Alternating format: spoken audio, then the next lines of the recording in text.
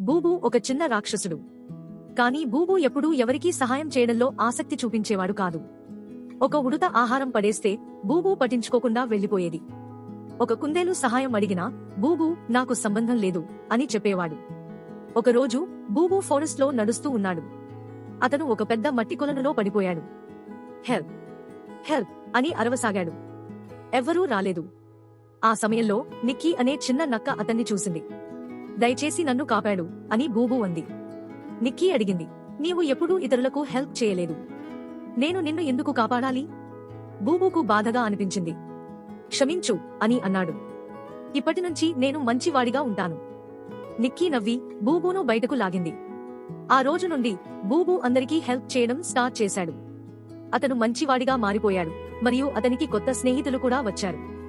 Moral: ఇతరులకు help చేయడం వల్ల మీరు సంతోషంగా ఉంటారు.